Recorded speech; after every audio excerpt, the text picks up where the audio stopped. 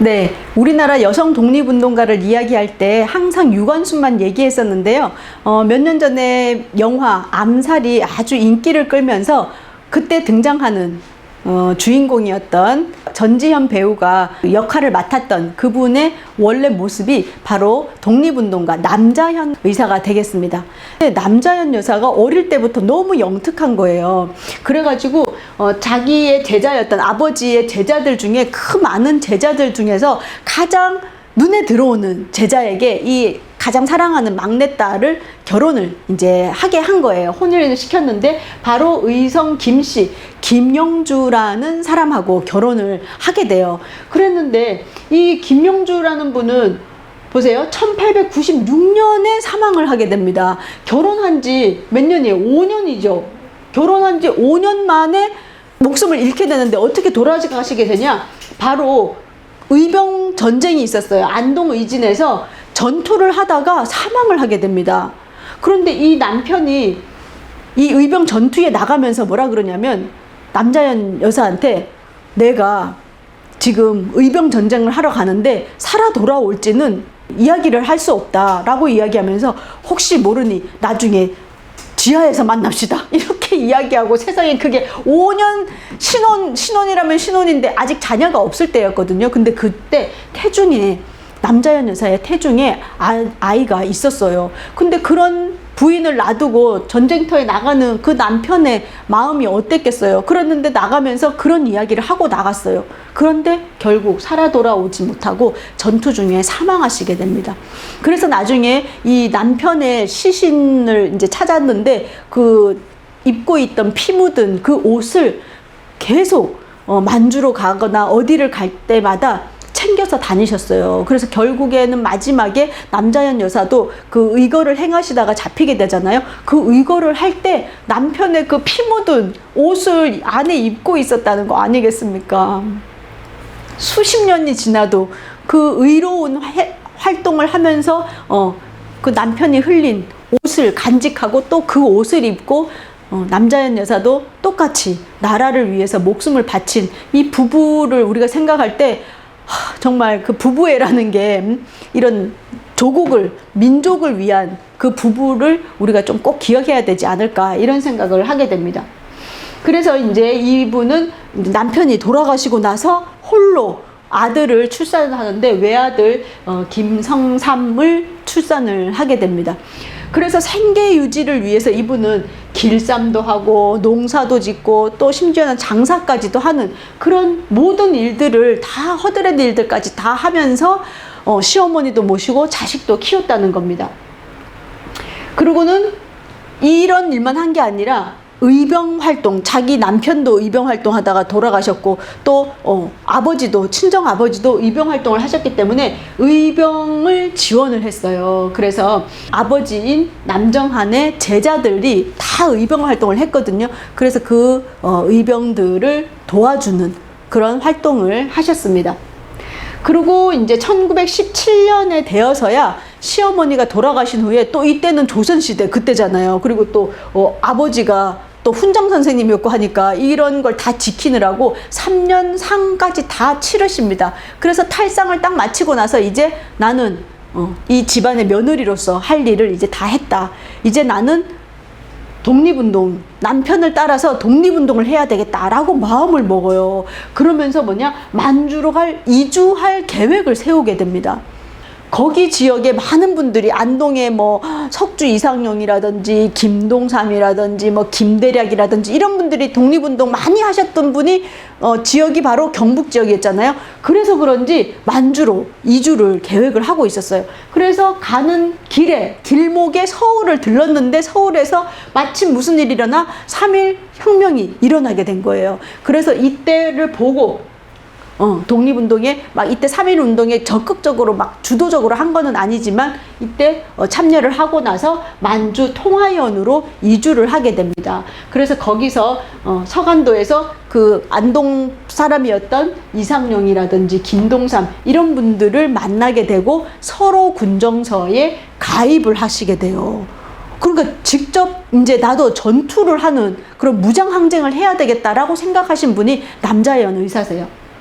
그래서 이제 이 처음에 갔을 때 경학사, 부민단, 한족회, 군정부, 서로군정서, 대한통군부 이런 것들을 이제 다 걸치면서 뭐라 하느냐, 군정서 대원들을 먹이고 입히고 이런 활동들을 하셨어요. 근데 이 남자연 선생이 얼마나 이런 활동들을 잘했는지 뭐죠?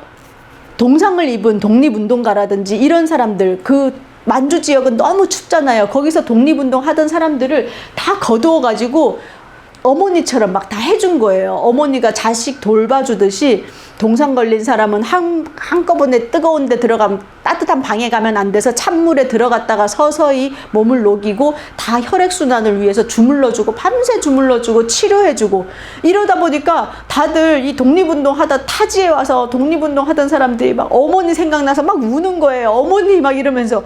그래가지고 이 남자연 여사에 대한, 의사에 대한 그 소문이 막 퍼지는 거예요. 이 만주 지역에 막 퍼지면서 이게 더 막 확대가 돼가지고 이분을 교주로 삼는 교가 만들어져야 된다, 이런 주장을 또 어떤 사람이 하게 돼서 나중에 남자연 여사가 그 사람이 누구냐 이러면서 그렇게 독립운동을 과대 포장하거나 사람들을 혹하게 하는, 현혹시키는데 빠지면 안 된다라고 아주 엄하게 꾸짖었다라는 그런 이야기가 있을 정도로 독립군의 어머니로 불렸던 분이 바로 이 남자연 의사가 되겠습니다. 그런 의식을 해주는데 많은 노력을 하셨고요. 또 부인회 활동도 하셨어요. 그래서 그 만주 지역의 부인회 활동은 주로 무엇을 하는 것이냐? 기념일 행사를 하는 거예요. 이런 행사들이 그냥 뭐 돈 있어서 하거나 뭐 사람들 모아가지고 뭐 하는 이런 게 아니라 그것이 바로 독립운동의 일환이었습니다. 왜냐하면 막 힘들고 어렵고 그러잖아요. 그러다가 어느 날 개천절, 10월 3일 개천절을 이야기하는 거예요. 그러면서 우리는 단군의 자손으로서 자랑스러운 우리 민족이 어떻게 일본한테 그 나라를 빼앗기겠느냐, 이렇게 이야기하면서 민족의 자부심을 일깨우게 하는 그런 행사. 또 국치일, 8월 29일 국치일, 나라의 치욕스러운 날이죠. 그래서 다시는 나라를 빼앗기지 않기 위해서 그 국치일을 우리가 꼭 기억을 해야 된다. 그러면서 다시 나라를 찾자라고 하는 그런 의지를 북돋우는 행사, 이런 행사를 주관을 하시는 활동을 하셨습니다. 그러고는 나중에 이제 이주를 하셔가지고 청산리 전투에서 그 독립군들을 간병하는 활동, 이러한 활동들을 만주 지역에서 많이 하셨어요. 그러고는 나중에는 1922년에 이 만주 지역에서 무장 항쟁이 한번 큰 고비를 겪고 대한통군부가 정의부와 신민부로 나눠지면서 정의부, 신민부, 참의부로 나눠지잖아요. 그 3부가 있을 때 정의부에서 활동을 많이 하셨다고 합니다. 이때 많이 하신 활동은 교육사업. 그래서 뭐를 했어요? 20개나 되는 교육기관을 만들었어요. 그리고 또 12개의 교회, 그 다음에 한글 교육을 했다라고 되어 있습니다. 그런데 우리가 지난 시간에 한국 광복군 이야기하면서 총사령이었던 지청천 장군 이야기 했잖아요. 그 지청천 장군의 자녀, 2 아들과 딸 하나, 이 3 자녀가 다 독립운동을 같이 했다 그랬는데, 특히 이 딸인 지보경은 한국 광복군, 여성 광복군이 되어서 활동을 했거든요. 이 지보경 선생이 쓴 기록에 의하면 내가 만주 지역에서 독립운동할 때 가장 눈에 띄시는 분이 있었다. 그분이 누구냐? 바로 남자연이었다라고 하는 기록이 나와 있어요. 그런데 이 남자연은 많은 그 만주 지역의 여성들을 모아서 활동을 많이 했는데, 그때마다 가장 어려운 점은 비웃고 참여를 잘 하지 않는 그런 비참여적인 사람들 때문에 남자연 여사가 많은 고생을 하셨다라고 나와 있어요. 그러니까 지금도 뭔가 좋은 일 하려고 막 하면 그거 얼마 주는데, 그거 뭐 어디서 하는 건데, 그거 해서 뭐가 좋은데, 막 이런 이야기를 하면서 가치로운 일에 막 해방을 놓는다든지 냉대를 당하는 일들이 많이 있잖아요. 그렇지만 그러한 냉대와 어려움 속에서도 끊임없이 이렇게 학교를 만들고 교육을 지속적으로 시키셨던 분이 바로 이 남자연 의사가 되겠습니다. 그리고 그 이후로는 독립운동가를 후원한다든지 또 감옥에 갇히거나 재판을 할 때 구명운동을 하시는 그런 활동을 하셨고요. 이런 것뿐만이 아니라 무장투쟁도 직접 행하시게 됩니다. 어떤 일이 있었냐면 또 우리가 이 남자현 의사를 이야기할 때 뭐라고 얘기하냐, 여자 안중근이다 이런 말을 해요. 왜 여자 안중근이라고 하냐, 여러분 안중근 하면 떠오르는 그 사진이 있죠. 뭐 이렇게 탁 해가지고 손가락이 하나가 없는, 한 마디가 없는 그 사진을 기억을 할 텐데, 이렇게 단지 동맹, 손가락을 자르면서 독립의 의지를 굳건히 했던 분이 안중근 의사이기 때문에 우리가 이 남자현 의사도 여자 안중근이라고 하는데, 단지를 세 손가락의 여장부라고 이야기하는데 사실은 세 손가락을 잘라서 두 손가락의 여장부였어요. 뭐냐 하면 1920년 8월 29일 날, 8월 29일이 뭐죠? 국치일이죠. 이 국치일을 기념하는 그 날이었어요. 그러니까 1910년 8월 29일에 나라를 잃었잖아요.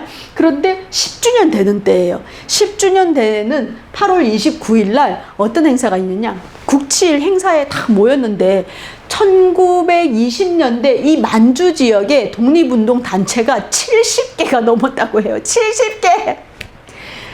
그 만주 지역에 단체가 70개니까 얼마나 서로 다른 생각과 다른 어떤 환경과 다른 출신들 막 이런 사람들이 있는데, 또 독립운동 하는 사람들의 특징은 뭐예요?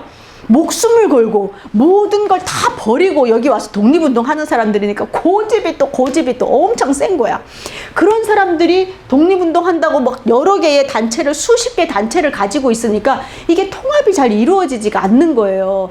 그러던 차에 이날 우리가 하나로 뭉쳐야 된다라고 얘기하면서 그걸 열변을 토하면서 엄지손가락을 단지를 한 거예요. 그러니까 다들 사람들이 막 기겁을 한 거죠.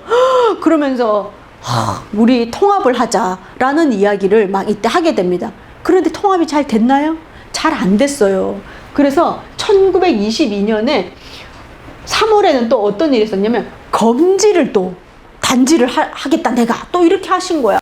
그러면서 뭐라고 말씀하시냐면, 이때는 1919년 이후로 3.1혁명 이후로 임시정부가 생기고 나서 임시정부에 많은 기대를 했다가 서로 뭐 이승만 미국 가서 뭐 딴 거 해, 또 누구 이동희는 돈을, 레닌의 자금을 받아왔는데 서로 뭐 돈을 누구를 줬고 누구를 안 주고 뭐 막 서로 이런 게 있어. 또 임시정부 하니까 안 되겠어, 또 나와가지고 또 뭐 서로 생각이 달라가지고 이게 통합이 안 되는 거예요. 그런데 이게 나중에 돈 문제까지 겹치면서 같은 독립운동가들끼리 총구를 겨루는 일이 생겨버린 거예요.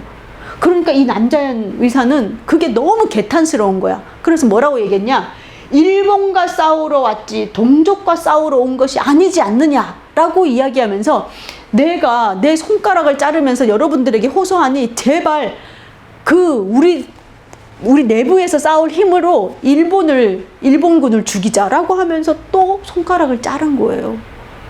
그런 일이 있었습니다.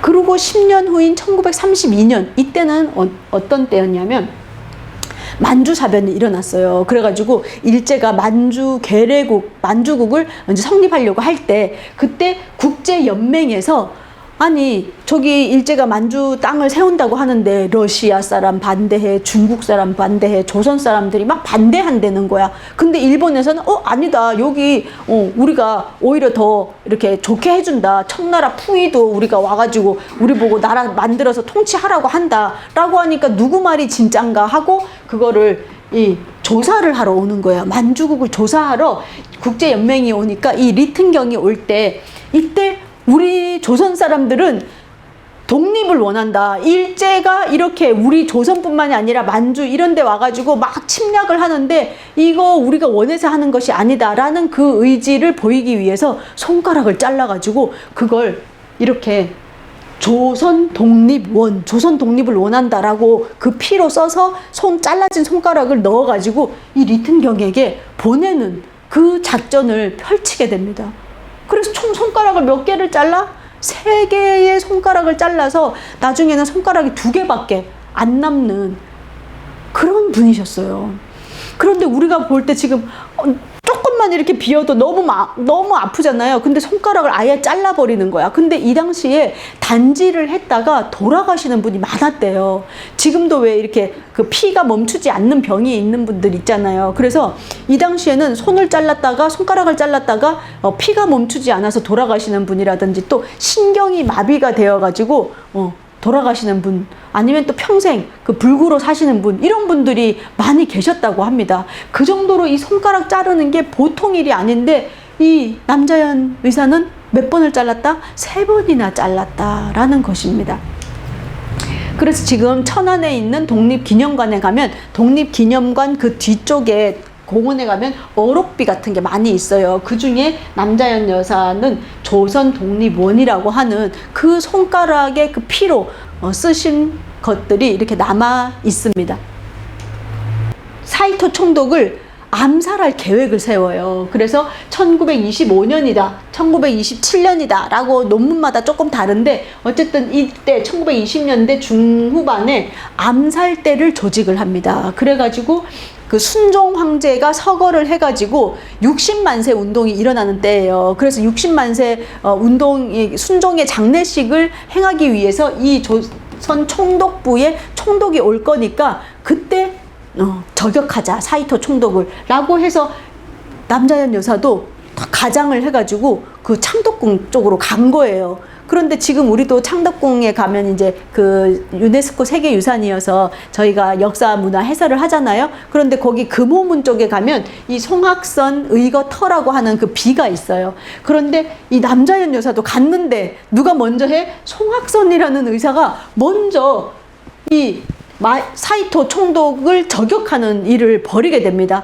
그런데 물론 이제 실패를 하게 되죠. 그래서 이제 다시 돌아와가지고 만주 지역에서 뭐를 만드냐? 조선혁명자 후원회를 만들게 돼요. 뭐냐면 이 당시 이제 1920년 넘어가면서 일제가 친일 세력들을 이제 조직적으로 만들잖아요. 그러다 보니까 독립운동 했던 사람들도 이제 뭐 1, 2년 해가지고 독립이 안 되고, 그리고 너무 많은 핍박, 그 다음에 가족들이 고통을 받는다든지 경제적인 활동도 못하고 이렇게 되다 보니까 많은 사람들이 이 일본의 회유에 자꾸 넘어가게 되는 거예요.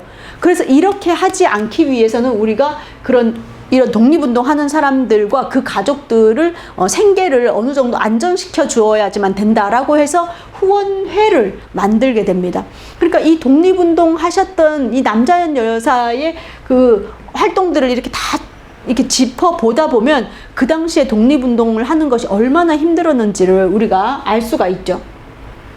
27년에는 길림 지역에서 이 독립운동가들이 어마어마하게 검거되는 사건이 일어나요. 그래서 그 중에 300명이 우리 독립운동가들이 체포가 되고 47명이 감옥에 갇히게 됩니다. 그래서 이렇게 탄압이 이뤄지는 그런 과정 속에서 일송 김동삼 선생이 감옥에 또 갇히게 돼요. 30년대에. 그때 여성이다 보니까 일제가 조금 이렇게 가족들이 그냥 찾아왔다라고 해서 면회를 오는 것을 허락을 해줘요. 그래서 남자연 여사가 가서 이 김동삼 선생의 이야기를 듣고 독립운동가들에게 전해준다든지, 또 김동삼 선생님이 이제 그 서대문 형무소로 이감이 되게 되거든요. 중국 땅에서 잡혔기 때문에 이감이 될 때 그때 이 탈출을 시키려고 하는 계획을 세우게 돼요.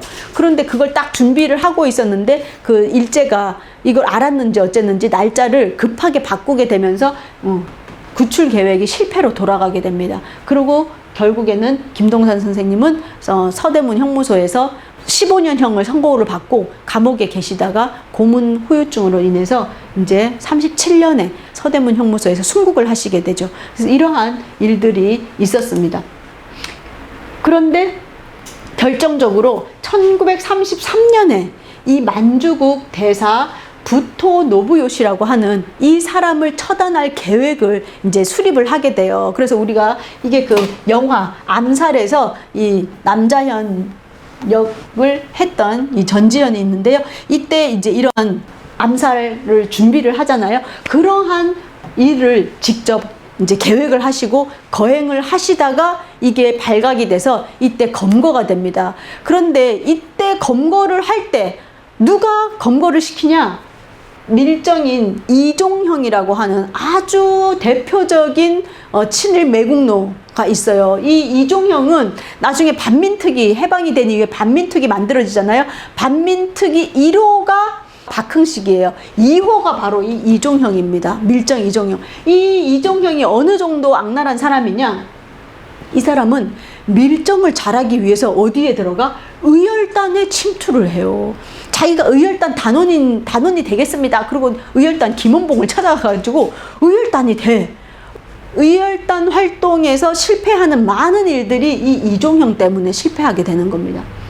그러면서 독립운동가를 세상에 250명이나 가둔 사람이 이종형이야. 그러니까 이 이종형이 얼마나 악랄한 줄 알겠죠. 이 중에서 17명을 사형을 집행을 하게 만들어버려요. 근데 이것은 17명 사형이라는 것은 법원에서 사형 재판을 받아서 한 게 17명이고 이 독립운동가를 찾아내는 과정에서 이종형이가 칼로 찔러 죽이거나 총으로 그냥 독립운동가를 쏴 죽이거나 한 사람이 70명이라고 하는 이야기가 남아있을 정도로 악랄한 그런 사람이었다는 거예요.